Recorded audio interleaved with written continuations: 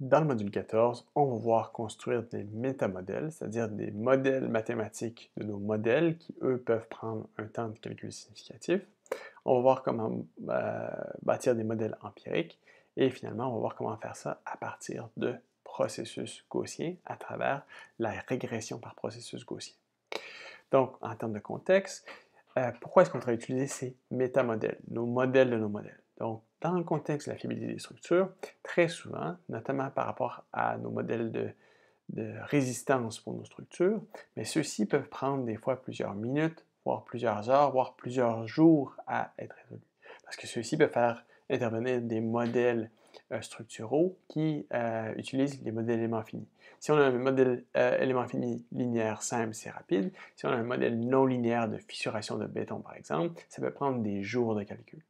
Donc, on peut voir ces modèles-là comme étant des fonctions de x, des paramètres ou des variables d'entrée, qui retournent y, la réponse de la structure. Donc, f de x, on voit ça comme nos modèles qui prennent comme données d'entrée x, donc qui pourraient être les paramètres du modèle, où x, c'est mon vecteur d'attributs de paramètres, les conditions d'appui, propriétés de matériaux, etc. Et y, ça va être la réponse du modèle. Ce qui nous intéresse pour notre analyse de fiabilité, les déplacements, déformations spécifiques, rotation, etc. Donc, ce qu'on veut faire ici, ça va être de remplacer ces modèles éléments finis qui peuvent prendre des minutes, des heures, des jours de calcul par un modèle beaucoup plus simple qui, lui, peut être évalué quasi instantanément. Donc, on va voir comment est-ce qu'on peut faire ça à partir d'un processus gaussien. Comment est-ce qu'on peut utiliser pour faire soit des métamodèles, donc des modèles de mes modèles éléments finis, ou pour faire simplement des modèles empiriques. Et ça nous amène dans le dernier module pour la matière qu'on va couvrir ensemble. Qu'est-ce qu'on fait lorsque ce qu'on a besoin pour faire nos analyses formes, nos analyses de Monte-Carlo, font intervenir des modèles qui sont eux-mêmes très coûteux en temps de calcul, ce qui font que je ne peux pas me permettre de faire un nombre d'évaluations suffisant de façon à faire mon analyse de fiabilité. On va voir les techniques ensemble, de façon à créer des modèles de nos modèles. Et ça se base sur le concept de processus gaussien. Qu'est-ce qu'un processus gaussien? Celui-ci va faire intervenir une fonction de corrélation. Qu'est-ce qu'une fonction de corrélation? Comment est-ce qu'on met à jour un processus gaussien à partir d'observations exactes? Comment on fait la même chose avec des observations qui sont incertaines? Comment est-ce qu'on fait lorsqu'on n'a pas une seule attribut, c'est ce qu'on va voir dans la première partie, mais qu'on a un ensemble d'attributs, donc on a des fonctions multivariées à l'entrée de nos modèles. Et finalement, on va voir que ces modèles, cette régression par processus gaussien a certains paramètres qu'on doit caler. Comment est-ce qu'on identifie ces paramètres-là? Donc, tout d'abord, mettons en contexte, on a un phénomène physique soit observé, soit simulé, tel qu'on va reprendre ça comme le résultat de cette observation, de cette simulation. On va appeler ça comme f de x. Okay? Ça a une certaine fonction quelconque de x, où x, ce sont les attributs ou les paramètres à l'entrée de notre analyse. On va avoir n paramètres d'entrée, une seule valeur de sortie. Donc, ici, je dis que plutôt qu'avoir une seule valeur de sortie, j'ai un ensemble de valeurs de sortie. Je vais avoir m valeurs de sortie. Et ici, je vais avoir j'ai un ensemble de valeurs de sortie. Et ici, pour chacune de ces valeurs de sortie-là, je vais avoir un vecteur d'entrée qui est différent, de telle sorte que mon x va être une matrice de n valeurs d'entrée fois m configurations possibles de ces valeurs de paramètres. Et donc, on va définir un processus gaussien qui va décrire une connaissance probabiliste sur cet espace-là, comme étant y est égal à f de x, qui va être représenté par un champ aléatoire. Ce champ aléatoire gaussien-là va être représenté par un vecteur de valeur moyenne et une matrice de covariance. Ou en fait, ce processus gaussien, ça va être un ensemble de variables aléatoires discrètes, donc à certains points x dans l'espace, pour lesquels la corrélation dans l'espace est décrite en fonction de la distance entre mes attributs xi et xj. Donc, ma fonction de covariance y, qui définit la covariance entre chacune des variables de sortie y, va être définie comme étant, rappelez-vous, la covariance, c'est corrélation fois les écart-types respectifs de chacune de mes variables. Donc ici, avec une fonction de corrélation qui est fonction de la distance entre xi et xj fois sigma yxi fois sigma yj, où ma fonction de corrélation est fonction de la valeur absolue de la distance entre mes attributs pour deux variables. Donc, mettons ça en contexte. Imaginons qu'on veut venir étudier la température le long d'un oléoduc. Donc, cet oléoduc-là, faisons l'hypothèse qu'il y a une longueur de 100 km, et je peux dire que j'ai une certaine connaissance a priori de la température. Donc, je fais l'hypothèse que ma connaissance pour la valeur moyenne de la température est de 0 Celsius et l'écart type est de 2,5. Donc, je pourrais venir représenter cette connaissance a priori, où j'ai une valeur moyenne de 0 et un écart type de plus ou moins 2,5 degrés Celsius. Donc, si je prends deux écarts types ici, donc ça fait plus ou moins 5 degrés Celsius. Et ce qu'il faut voir ici, c'est qu'imaginons que je connais la température à x1 est égal à 30 km. Mais on peut s'imaginer que quelle va être la température, si j'imagine que cette température-là, x1 est égal à 30 km, est de 3 degrés Celsius. Mais je peux m'imaginer qu'à 31 km, mais ça va être la même température, parce que sur une distance de 1 km, le changement dans la température peut être relativement minimal. Par contre, si je prends une distance de 100 km pour évaluer par exemple à x3, mais à une distance de 70 km, qui est une distance séparée de 50 km, mais je peux avoir une différence de 1 ou 2 degrés Celsius supplémentaires, de par le fait que le climat, la température peut changer sur une distance qui est plus importante. Et ça ici, on veut justement tenir compte de cette continuité dans les valeurs possibles, donc les réponses de notre système, à l'aide d'une fonction de corrélation qui va être celle-ci gaussienne.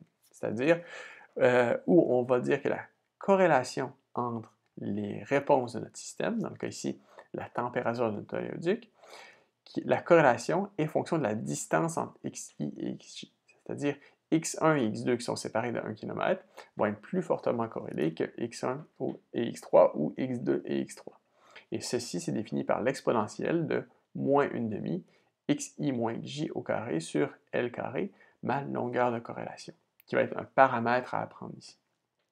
Donc, ce qu'on a représenté ici, c'est ma fonction de corrélation en fonction de xi moins xj, la distance entre deux coordonnées, où j'ai ici pour L égale à 1, comment est-ce que ma corrélation, si les deux points sont coïncidents, ma corrélation est 1, plus la distance entre les deux points augmente, mais plus ma corrélation va diminuer jusqu'à tendre vers 0. Si je prends une longueur de corrélation de 2 plutôt que d'avoir le 1, on voit qu'on diminue plus doucement. Si je prends 5, mais j'ai une diminution qui est beaucoup moins rapide.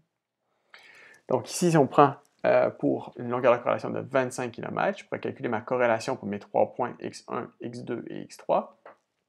Donc, coefficient de corrélation entre x1 et x2, ça va être 0,99, x1 et x3, ça va être 0,27, et x2 et x3, 0,29. Okay? Un peu plus faible pour x2 et x3, un peu plus fort pour x2 et x3, parce que x2 est un petit peu plus près de x3 que x1 l'était. Okay? Donc, voilà comment est-ce qu'on peut utiliser cette formule-là de façon à calculer ou à modéliser notre corrélation en fonction de la distance entre deux covariables. Donc, maintenant, ce qu'on veut faire, c'est venir définir notre connaissance a priori à partir de ceci. Donc, ici, pour chacune des valeurs discrètes entre 0 et 100 km, parce que, comme on l'a dit plus tôt, un processus gaussien va être défini pour des valeurs discrètes. On peut l'évaluer n'importe où sur cet oléoduc-là, mais la beauté de ça, c'est qu'on peut le discrétiser sur un ensemble de points finis. Donc, ce que je vous représente ici, ça a l'air de quelque chose de continu, mais en fait, j'évalue pour toutes les valeurs de x allant de 0 jusqu'à 1, 2, 3 jusqu'à 100 km. Et ensuite, je relie ces points-là pour faire quelque chose qui a l'air continu. Donc, c'est-à-dire qu'ici, ma connaissance a priori va être décrite par un processus gaussien où ma matrice de covariance entre chaque coordonnée entre 0 et 100 va être définie par ma fonction de corrélation fois mon sigma yi qui est, on fait l'hypothèse, qui est uniforme sur toute la distance de mon oléoduc. Et ce que je peux faire, c'est que je peux générer des réalisations de cette variable aléatoire qui est en dimension 101 ici, parce que j'ai de 0 à 100, j'ai 101 à terme. Donc, je peux générer des réalisations de cette variable aléatoire moyenne 0, matrice de covariance définie par mon processus gaussien, où la ligne bleue ici représente, en fait, j'ai relié une ligne qui passe à travers ces 101 réalisations-là. Et ce qu'on voit, c'est que justement, le fait d'avoir de la corrélation vient justement vient créer une dépendance dans les résultats possibles. Si ma longueur de corrélation qui définit ma fonction de corrélation avait été 0, j'aurais pu avoir de très grandes oscillations sur des petits espaces. Si au contraire, ma longueur de corrélation aurait été très grande, par exemple une longueur de 200, plus grand que mon range, plus grand que ma plage de valeur possible pour la longueur de mon pipeline, j'aurai des lignes qui sont parfaitement droites. Donc, ici, on peut contrôler la dépendance spatiale des réponses en fonction de notre fonction de corrélation. Et ça représente une réalisation de ma connaissance a priori pour quelle va être la température de mon pipeline. Donc voilà qu'on n'a pas juste une réalisation possible, on peut avoir un ensemble de réalisations possibles qui correspondent à ma connaissance a priori, qui est décrit par mon champ gaussien, mon processus gaussien. Donc ce qu'on veut faire, c'est qu'on veut mettre à jour ce processus gaussien à l'aide d'observations empiriques. Donc soit D, un ensemble d'observations qui va toujours venir en couple, soit X, mes covariables, dans le cas précédent, c'était la coordonnée le long de mon pipeline, et Y, la réponse, donc ici, la température observée. Donc si j'ai un ensemble de M observations, ce que je vais faire, c'est utiliser ces observations de façon à mettre à jour ma connaissance de ce processus gaussien, de façon à prédire à des nouveaux endroits X étoiles. Okay? Pour un ensemble de M étoiles attributs pour lesquels j'ai ou je n'ai pas observé encore la température. Donc, je vais quantifier cette probabilité conditionnelle de quelle est la réponse correspondant à ces nouveaux endroits où je veux prédire, sachant les endroits que, eux, j'ai observés. Donc, pour faire ça, on peut venir formuler notre densité de probabilité conjointe pour Y, les endroits qui ont été observés, et Y étoile, les endroits auxquels on veut prédire. Donc ça va être paramétré par des valeurs moyennes et une matrice de covariance, où MY, c'est la moyenne pour ma connaissance pour les valeurs qui ont été observées, MY étoile, ma connaissance a priori pour les moyennes pour lesquelles je veux prédire. Mon sigma YY, c'est ma matrice de covariance, mon processus gaussien pour les valeurs qui sont observées, pour les valeurs qui sont prédites, et ma matrice de covariance entre les valeurs observées et celles qui vont être prédites. Ça, c'est exactement correspondant à ce qu'on a vu dans le module 1 pour nos lois normales conditionnelles. Donc, pour définir ces termes de covariance ici, donc typiquement, pour les valeurs moyennes, on va faire l'hypothèse qu'elles sont égales à 0.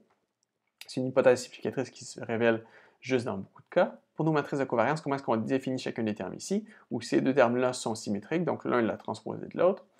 Ma matrice de covariance, chacun des termes IJ pour la matrice de covariance pour les valeurs observées, c'est ma fonction de corrélation en fonction des attributs des endroits où j'ai mes observations qui sont disponibles, fois sigma y au carré.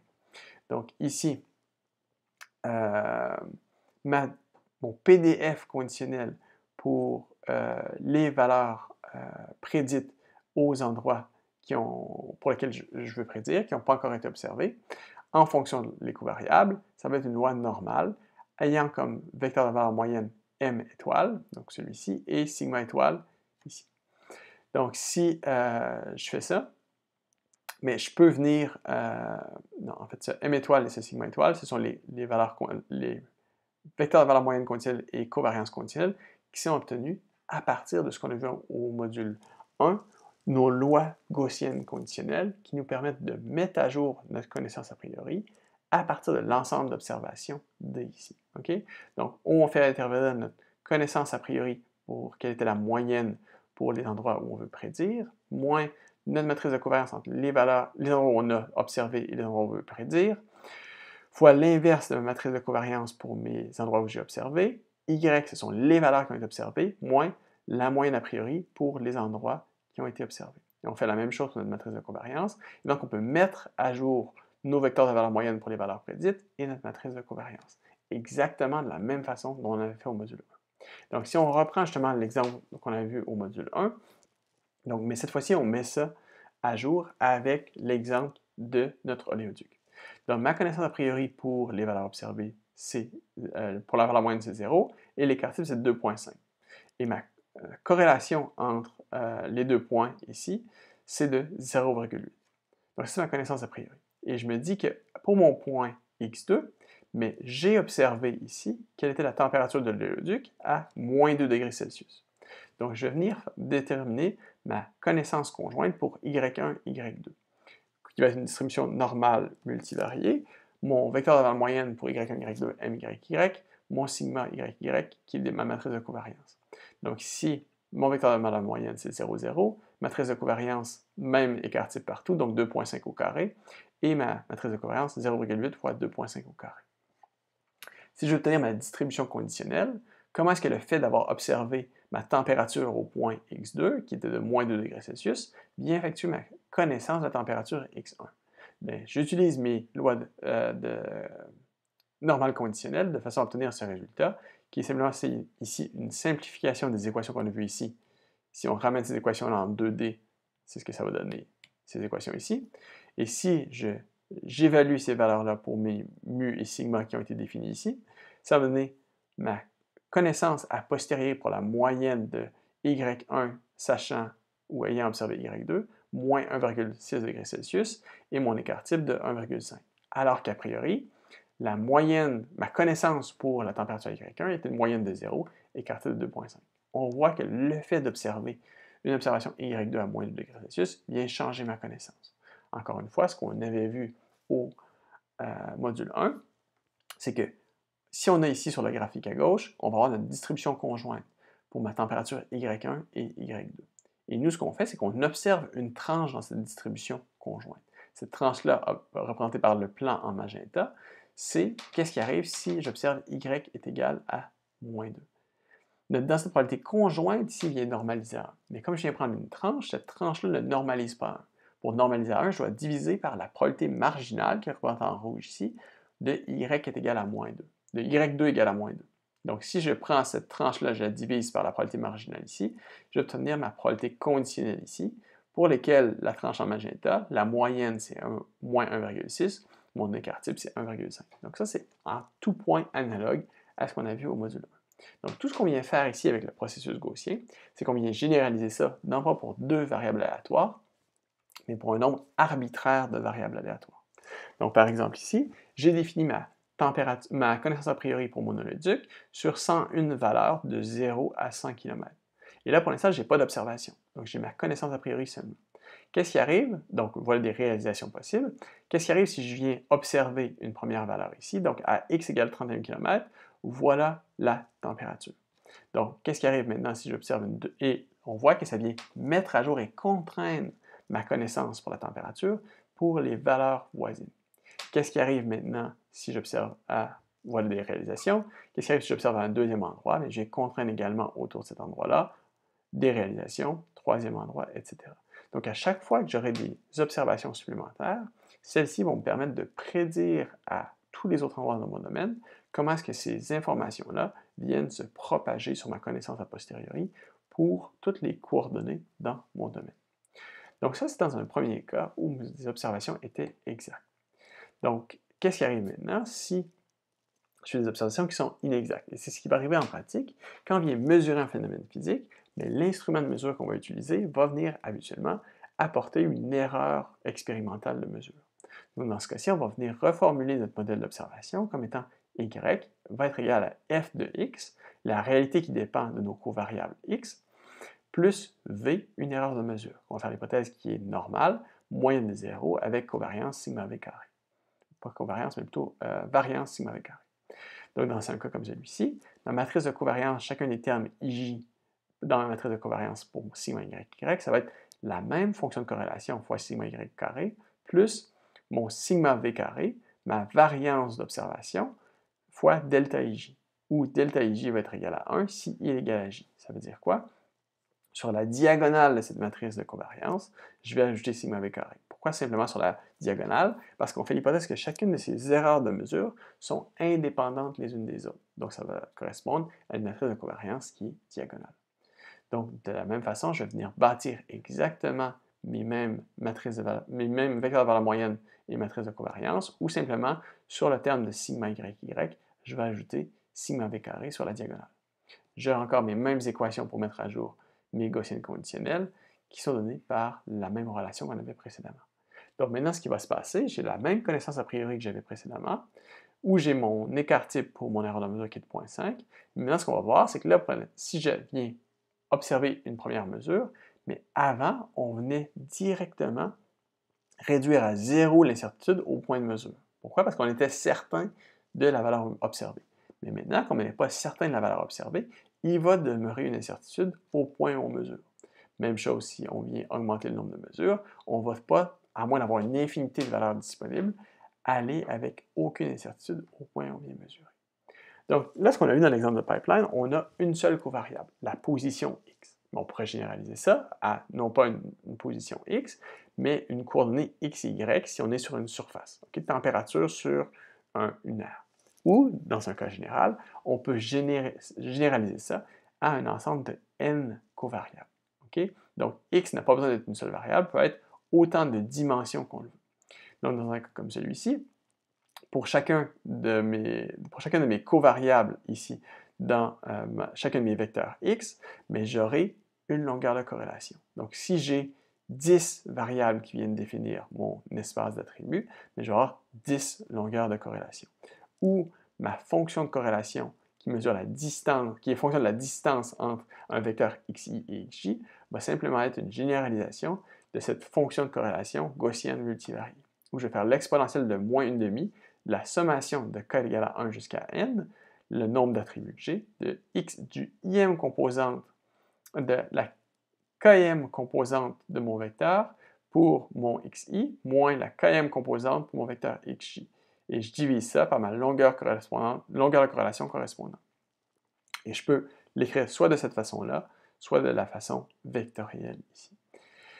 Et donc, la beauté de cette fonction de corrélation, c'est qu'en fait, elle va être implicitement une mesure d'importance de chacune de nos covariables. Okay? Donc, par exemple ici, si on vient avoir plusieurs variables dans, par exemple, un modèle d'éléments finis, on veut savoir lesquelles de ces variables-là ont une importance pour modéliser la réponse de notre structure. Mais en fait, ce qu'on va voir, c'est que lorsqu'on va venir inférer les valeurs pour ces paramètres-là, les longueurs de corrélation, si les longueurs de corrélation sont plus grandes que l'écart type empirique de nos valeurs de covariables x, mais en fait, l'importance va être à peu près nulle. Au contraire, si ces longueurs de corrélation sont plus faibles que l'écart type, ou la plage de valeurs possibles pour nos valeurs de covariables, c'est-à-dire que l'importance de la covariable sur la réponse va être importante. Donc, ça veut dire quoi? Lorsque la longueur de corrélation est beaucoup plus grande que la plage de valeurs possibles, en fait, la corrélation est 1 partout. Donc, il n'y a pas de changement qui est causé par cette valeur de covariable. Au contraire, si la variable de covariance est faible, ça veut dire que dès que je vais m'éloigner d'une partie significative dans mon domaine, mais je vais avoir une corrélation qui va chuter près de 0. Donc, quand la corrélation chute près de 0, ça veut dire que je pourrais avoir des grandes variations dans la réponse de mon système. Donc, ici, si on représente cette fonction de corrélation dans son domaine en 2 dimensions, ça a l'air de la même chose qu'une loi gaussienne multivariée, excepté que le sommet, ici, va toujours être à 1, c'est-à-dire des points, deux vecteurs qui sont coïncidents auront une corrélation de 1. Au fur et à mesure que je m'éloigne, j'aurai une diminution ici de ma corrélation. OK. Donc, jusqu'à maintenant, on a toujours fait l'hypothèse qu'on connaissait sigma y et L. Donc, ici, ça, c'est ma connaissance a priori pour la variabilité de la réponse de mon système, et L, ce sont mon longueur de corrélation. En pratique, c'est ce qu'on va appeler des hyperparamètres, c'est-à-dire des paramètres de notre connaissance a priori, qu'on va venir regrouper dans un vecteur θ, qui doit être appris à partir de nos mêmes données. Donc, comment est-ce qu'on peut faire ça? À partir de la loi de Bayes. Donc, on cherche la probabilité conditionnelle pour notre vecteur de paramètres θ, sachant les valeurs observées dans D. Donc, ça va être fait à partir de notre fonction de vraisemblance fois ma connaissance a priori sur une constante de normalisation. Mais en pratique, cette estimation bayésienne des paramètres s'avère être dans beaucoup de cas relativement difficile. Donc, ce qu'on va faire en pratique plutôt, c'est qu'on va faire une approximation par maximisation de la fonction de vraisemblance. Donc, tout ce qu'on va faire, c'est qu'on va se dire que si ma connaissance a priori est constante pour toutes les valeurs de paramètres θ, je peux dire que mon postérieur va être proportionnel à ma fonction de vraisemblance. Donc, qu'est-ce que je vais faire? Ma fonction de vraisemblance ici, je peux venir de représenter de façon soit explicite ou implicite ma dépendance par rapport au paramètre θ. Donc, ce que je vais faire, c'est que je vais chercher les valeurs de paramètres θ optimaux, de telle sorte que ça va être les arguments θ qui viennent maximiser cette fonction de vraisemblance. Où ma fonction de vraisemblance, c'est ma densité de probabilité y sachant x, qui dans le cas ici, c'est une loi normale, avec mon vecteur de valeur moyenne, on va faire l'hypothèse c'est 0, et comme ma matrice de covariance sigma y qu'on aura déjà définie. Donc ça, c'est dans le cas où j'ai des observations exactes ou des simulations. Si j'ai des observations qui sont inexactes, je viens simplement ajouter mon sigma b sur la diagonale. Donc ensuite, ce qu'il faut faire attention, lorsque la taille de sigma y augmente, dans cette probabilité conditionnelle va tendre vers 0, ce qui peut causer des instabilités numériques. Donc ce qu'on va faire plutôt que de maximiser la vraisemblance, on va maximiser le log de la vraisemblance, ce qui va éliminer ici ces instabilités numériques. Et donc, comme le log, c'est une fonction qui a une correspondance 1 à 1 entre l'espace original et la fonction transformée logarithmique, mais le maximum de ma vraisemblance va être exactement pour la même coordonnée θ que le maximum de ma log vraisemblance, et je vais éliminer les problèmes de stabilité numérique. Donc, si je prends le log de cette loi normale, moyenne de 0 matrice de covariance sigma y, ça va donner les termes qui sont ici. Et donc, qu'est-ce qu'on veut faire? Nous, on veut trouver notre θ optimale qui vient maximiser cette fonction de log vraisemblance. Donc, comment est-ce qu'on trouve le max d'une fonction? Le max correspond au point où la dérivée de cette log vraisemblance est nulle. Okay? Le max est toujours lorsqu'on a une dérivée égale à 0. Qu'est-ce qu'on fait? On prend les termes qu'on avait définis précédemment, on prend la dérivée, on met ça égal à 0, et on vient trouver les termes sigma et L, qui sont dans notre sigma y, qui vont satisfaire cette équation-là. Donc, en pratique, on ne va pas aller plus loin que ça, mais on peut trouver ces paramètres-là optimaux itérativement à l'aide de méthodes d'optimisation qui sont déjà implémentées dans des codes comme GPML sur MATLAB ou PyGP en Python, qui vont vous permettre d'automatiser ce processus d'identification des paramètres. Donc, si on regarde dans un premier cas, comment est-ce qu'on peut utiliser cette régression par processus gaussien de façon à se créer des métamodèles, dans le cas par exemple de modèle élément fini pour la résistance de nos structures, f de x, ça va être le modèle élément fini, où x vont être les paramètres d'entrée du modèle, conditions d'appui, propriétés de matériaux, etc. Et y, ça va être la réponse du modèle. Donc nous, ce qu'on va faire, c'est qu'on va simuler plusieurs réponses de modèle pour différentes valeurs de paramètres d'entrée et regarder, pour ces valeurs d'entrée-là, quelle était la prédiction du modèle. Et on va utiliser ça de façon à venir bâtir notre régression par processus gaussien. Donc, pour chaque valeur d'attribut, j'aurai une simulation où M, ça va être mon... En fait, je peux avoir plusieurs attributs N, et ce que je vais faire, c'est que je vais me générer M simulations différentes avec différentes valeurs d'attributs qui conduisent à différents résultats de simulation. Donc, à la fin, j'aurai un vecteur de résultats de simulation, j'aurai une matrice ici, un ensemble de M vecteurs, chacun ayant N composantes, qui sont les paramètres d'entrée du modèle. Et ici, comme j'ai N paramètres d'entrée du modèle, j'aurai N longueurs de corrélation pour mon processus gaussien. On fait l'hypothèse habituellement que notre connaissance a priori pour les valeurs moyennes est de 0. On va dire qu'il n'y a pas d'erreur de mesure ici parce que les valeurs simulées sont toujours les mêmes, donc il n'y a pas de variabilité dans le résultat de simulation. Et j'utilise une fonction de corrélation gaussienne. Donc ce n'est pas le seul choix, mais pour l'instant, on va faire l'hypothèse qu'on va utiliser une fonction de corrélation gaussienne.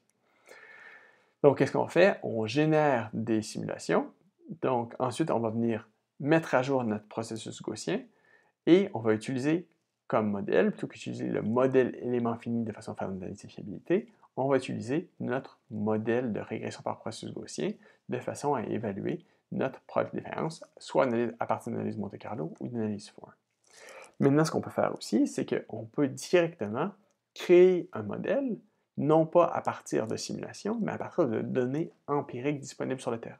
Donc, typiquement, quand on a des données empiriques, on va avoir une erreur de mesure à considérer, mais sinon, c'est la même chose que ce qu'on avait précédemment.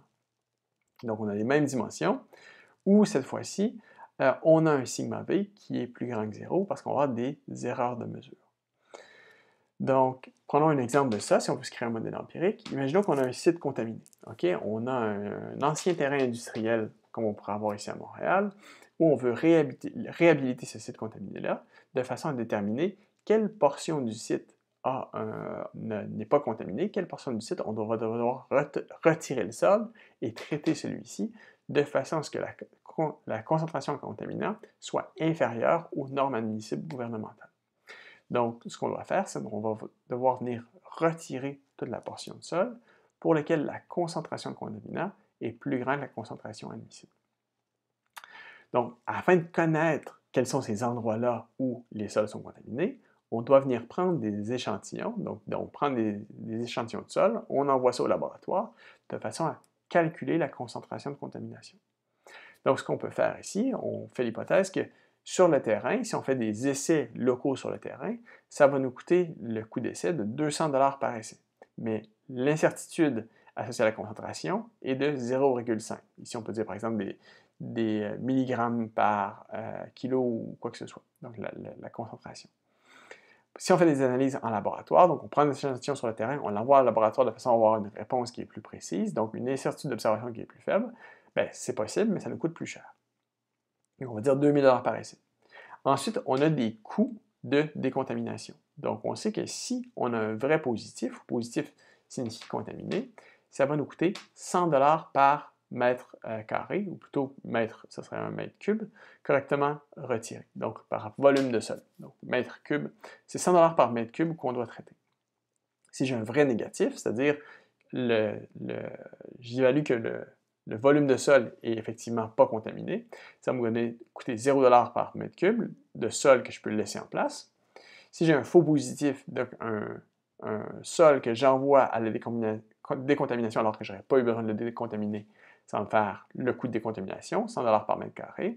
Et si j'ai un faux négatif, c'est-à-dire une portion de sol qui était contaminée mais que j'ai laissé en place, mais je peux avoir des coûts de décontamination qui vont être beaucoup plus élevés dans le futur si ce sol-là est laissé en place par erreur.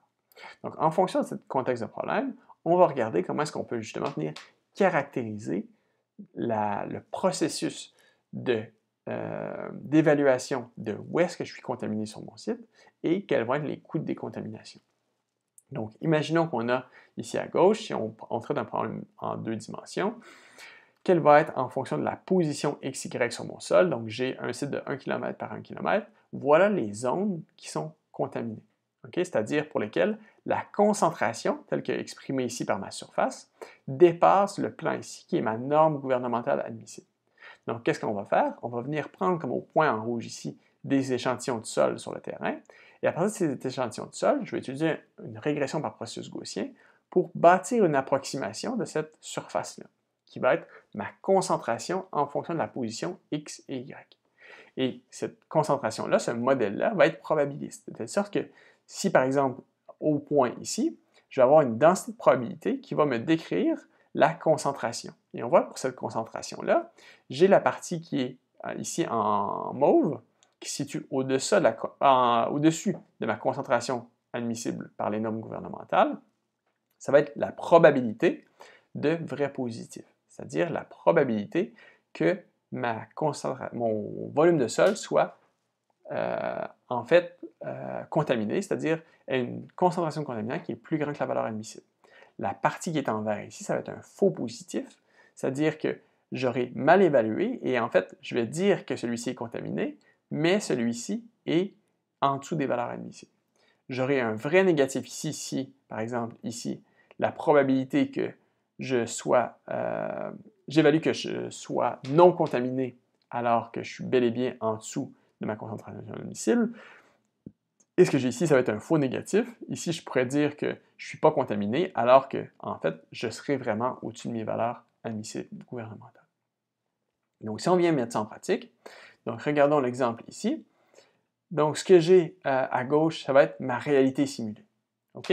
Donc, imaginons que ça ici, la partie en jaune, c'est la partie qui est vraiment contaminée. La partie en bleu, ça va être la partie non contaminée. Donc, a priori, je ne connais pas ça. Et ça, cette classification entre contaminé et non contaminé vient du fait de cette surface-là qu'on peut voir ici, où ça représente en fonction de la position X et Y, pour un site de 1 km par 1 km, quelle est la concentration en contaminant.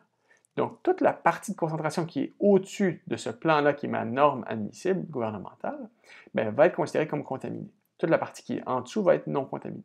Donc, ce que je suis venu faire ici, c'est venir prendre un premier ensemble d'essais de terrain qui sont représentés par les points rouges ici, où je suis venu évaluer des essais de laboratoire, comme on avait dit plutôt qu'ils sont peu coûteux, mais peu précis, qui me donnent une première régression par processus gaussien, ou qui me permet de bâtir une première régression par processus gaussien, qui est représentée par ma surface ici.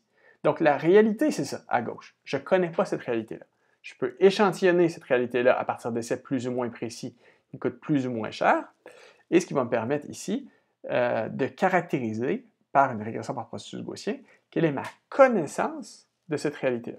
Okay? Donc pour l'instant, on voit que ma connaissance est très approximative. Et donc ici, on peut voir à droite quelle est la probabilité d'une classification correcte de mon sol.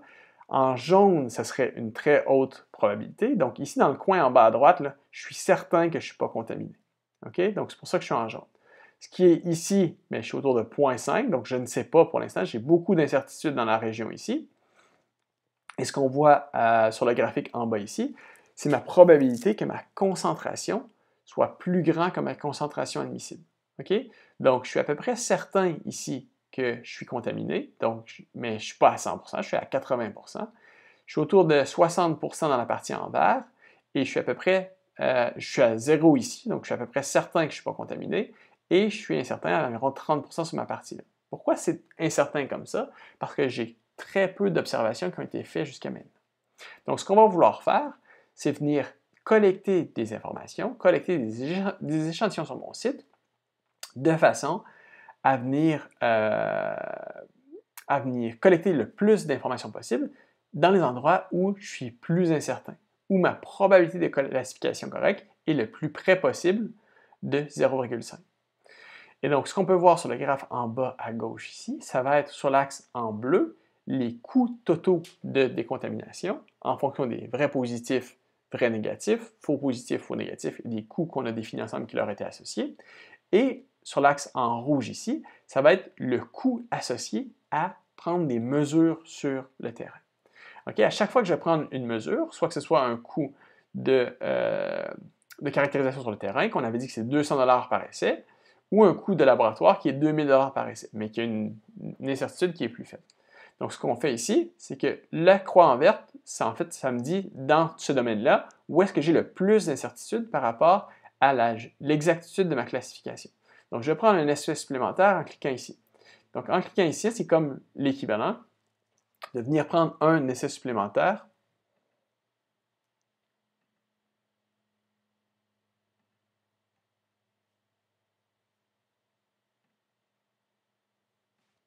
Un instant.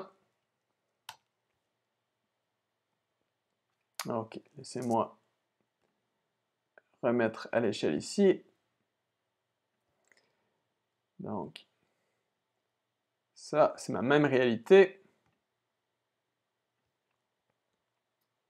Je vais juste mettre à l'échelle de façon à ce que vous puissiez bien voir. OK. Donc, on a la même chose qu'on avait précédemment, mais cette fois-ci, espérons qu'il ne va pas planter. OK. Donc, je vais prendre une première observation ici. Donc, parfait. On vient avoir une observation en plus de façon à mettre à jour notre processus gaussien. Donc, là où j'ai le plus d'incertitude, c'est ici maintenant. Je viens mettre à jour. Parfait. Une autre observation. Et je peux venir amasser de plus en plus d'observations au fur et à mesure où je progresse. Donc, parfait. On voit que là, maintenant, on a bâti un processus gaussien qui est plus représentatif de notre réalité. Donc, ma réalité, c'est ça. Moi, ma connaissance de la réalité, c'est plus diffus, ça a l'air de ça ici. Donc, on voit qu'on est encore loin. Mais on a vu au fur et à mesure où on a pris des observations, on a eu une évolution en fonction du nombre de mesures de l'évaluation de mes coûts. Donc, ça peut aller ici allant de 10 millions à 70 millions. Okay? Parce que j'ai encore une très grande incertitude quant à quels mètres cubes sont contaminés, lesquels ne le sont pas. Donc, je peux continuer à prendre des observations. Donc, par exemple, une observation ici. Je peux en prendre une autre. Et on voit au fur et à mesure où je prends les observations, j'ai un changement dans la caractérisation de mes coûts de caractérisation, ainsi que mes coûts de caractérisation en rouge, ainsi que mes coûts de décontamination. Si je viens prendre maintenant des essais de laboratoire qui sont plus coûteux mais plus précis, on peut prendre un autre essai de laboratoire. Et vous voyez, par rapport à ça, là, ici, les parties en jaune, c'est les parties auxquelles je suis certain. Les parties en bleu, qui correspondent à la frontière que j'ai ici, avec mon plan qui correspond à ma limite entre ma zone qui est contaminée et non contaminée, c'est là que j'ai le plus d'incertitude. Pourquoi? Parce qu'ici, en fait, même si je suis plus contaminé, je n'ai pas besoin de prendre un paquet d'observations. Parce que je suis tellement contaminé que je suis certain que je vais être contaminé. À l'inverse, ici, c'est la même chose, mais je n'ai pas besoin de prendre beaucoup d'observations parce que je suis tellement peu contaminé que je suis certain que dans le voisinage, je suis peu contaminé. Donc, voilà ici une autre représentation où j'ai ma probabilité d'avoir une concentration qui est plus grande que la concentration admissible. On voit qu'on est certain dans le milieu ici. On est certain lorsqu'on s'éloigne de ma zone contaminée. On n'est pas très certain dans la zone de frontière. Donc, si on vient automatiser le processus, de lui dire « prends des mesures de laboratoire dans les endroits qui ont le plus d'incertitude » jusqu'à venir réduire l'incertitude pour nos coûts de caractérisation à quelque chose qui est négligeable. Donc là, il continue le processus de façon automatisée, de façon à simuler la collection d'observations comme on le ferait sur le terrain. Donc, ce qu'on va voir, c'est qu'on va continuer à mettre à jour notre processus gaussien à partir d'observations empiriques jusqu'à notre incertitude de caractérisation vienne qu'à atteindre 0. Donc, on voit au fur et à mesure où on prend des observations, mais mon incertitude par rapport à mon processus gaussien vient diminuer. Et on va voir qu'on va atteindre un certain point où mon incertitude pour mes coûts de caractérisation va devenir nulle. Et on voit qu'au fur et à mesure où on fait ça, mais en rouge ici, ma courbe qui correspond à mes coûts de mesure vient qu'à augmenter parce que j'ai un coût associé à chaque essai supplémentaire que je vais venir faire.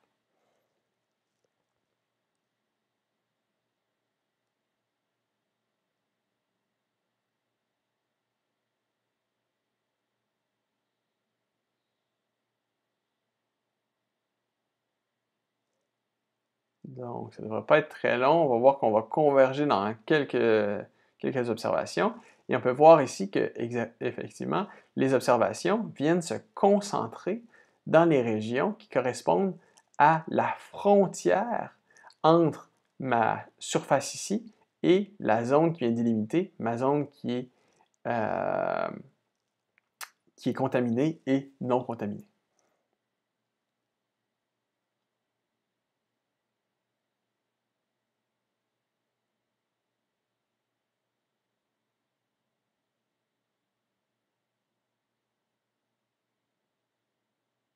Donc là, on est vraiment sur le point de converger.